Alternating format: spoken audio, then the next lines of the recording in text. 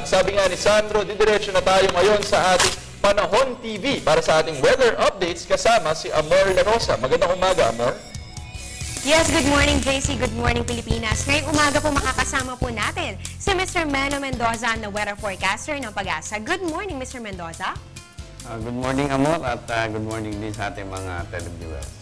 Mr. Mendoza, ano po bang update natin sa lagay nitong si Bagyong Labuyo? Nasaan na po ba ito ngayon? At syempre, marami po magtatanong nito. Ano po bang inaasahan nating lagay ng panahon sa Luzon, Visayas at sa Mindanao ngayong araw na ito ng Martes? Base sa pinalabas nating pinakahuling weather bulletin tungkol sa Bagyong Labuyo, ito nga ay tuluyan ng lumabas ng ating bansa kagabi pa sa ganap na alas 10 ng gabi. At bunga nun ay wala na tayong nakataas na anumang babala ng bagyo dito sa ating bansa. At para naman sa ating magiging lagay ng panahon sa araw na to, ang umiiral ngayong weather system ay ang tinatawag nating southwest monsoon at ito ay nakaka-apekto ngayon dito sa Luzon. Bunga nito ang rehiyon ng Ilocos, Cordillera, Zambales at Bataan, kasama na ang Mindoro, Marinduque at Romblon, ay magkakaroon ng mga katamtaman hanggang sa kuminsan ay malakas na pag-ulan at pagkulog pagkidlat. Samantalang ang natitirang bahagi naman ng bansa ay magkakaroon naman ng light to moderate rain showers and thunderstorms. Mr. Mendoza, dahil nga po nabanggit nyo itong southwest monsoon o hanging habagat, na ito nga po yung nagdudulot ng mga pag-ulan dito po sa malaking bahagi ng ating bansa ngayon. Hanggang kailan po kaya natin mararanasan yung pag-iral nitong hanging habagat na ito para po malaman din ng ating mga kababayan kung hanggang kailan natin mararanasan yung maulang panahon? Bukas, umpisa ng gradual na gaganda ang ating panahon, subalit asahan pa rin natin ang mga pag-ulan, lalo na dito sa kanlurang bahagi ng ating bansa. Ayan po, narinig naman po natin na posible pong bukas ay magkaroon na po tayo ng unti-unting paganda sa ating panahon, pero pa rin po magkaroon ng mga pagbabago, kaya po tutok lamang po dito sa Panahon TV. At eto naman po, after po makalabas itong si Bagyong Labuyo, meron na po ba kayong namomonitor ngayon na posibleng sumunod dito na sama ng panahon o kahit po mga cluster of clouds na posible pong mabuo sa pagiging isang panibagong low pressure area o bagyo?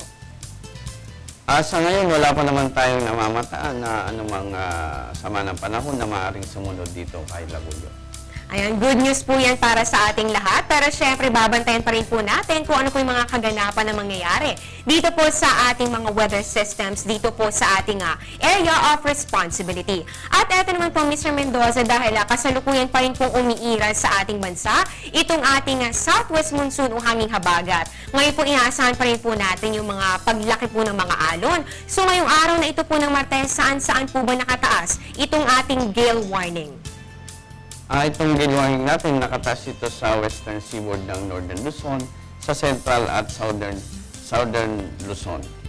At makakaranas tayo ng mga pag-ulan doon at mga malalakas na alon na umaabot dito sa mayroon tayong height na 3.4 to 4.5 meters. At may mga lakas naman ng hangin na umaabot sa 52 to 63 kph. Ang mga baybayin na nabanggit ay itong Ilocos Norte, Ilocos Sur, La Union, Pangasinan, Zambales, Bataan, kasama ang Metro Manila, Cavite, Mindoro, Batangas at Palawan. Ayan po, para po sa mga residente ng mga nabanggit na lugar na Mr. Mendoza, hindi pa po pwedeng pumalaot ang mga maliliit na sakyang pandagat katulad na lang po ng mga bangka. Kaya para po sa ating mga kababayan na mangingisda, mapangani pa po para sa inyo ang paglalayag o pamamalaot sa araw na ito. At eto naman, Mr. Mendoza, kaya po nabanggit nyo na malaking bahagi po ng Luzon ay naapektuhan nitong southwest monsoon. So, ito naman po mga dahilan nitong mga pag-ulan dito sa Visayas at sa Mindanao. Ito po ba ay dahil pa rin dito sa habagat? Nahagip din po ba sila nito? Ay mga pag-ulan natin dito sa Kabisayaan at Mindanao, ito ay epekto pa rin ng southwest monsoon. Ito nga ay nainha doon sa ating umalis na Bagyong Labuyo. So ayan, para po sa ating mga kababayan na nanonood ngayon dyan po sa bahagi ng Visayas at sa Mindanao area, though particularly po naapektuhan ng southwest monsoon itong bahagi ng Luzon, kayo po ay makakaramdam pa rin po naman ng epekto nitong ating hanging habagat o southwest monsoon. Kaya po meron pa rin po mga light to moderate rain showers and thunderstorms. Ayan, maraming salamat po Mr. Mano Mendoza sa imbahang impormasyon tungkol sa lagay ng ating panahon. Salamat din sa iyo, Amor. Meron po ba kayong maipapayo sa ating mga kababayan bago po tayo magpaalam? Ang may papayo ko lang, lalong-lalo na doon sa mga area na magkakaroon talaga ng moderate to occasionally heavy rain showers and thunderstorm, maging magpagmatyag tayo at maging alerto sa posibleng pagkakaroon ng landslides at saka mga pagbaha.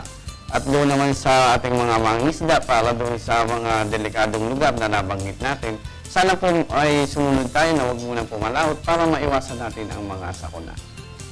Ayan nga po at natunghayan po natin si Mr. Meno Mendoza na weather forecast. At yan muna ang latest mula dito sa Pag-asa. Ako po ang inyong weather lover, Amor La Rosa. Back to studio. Maraming salamat sa weather lover, Amor La Rosa.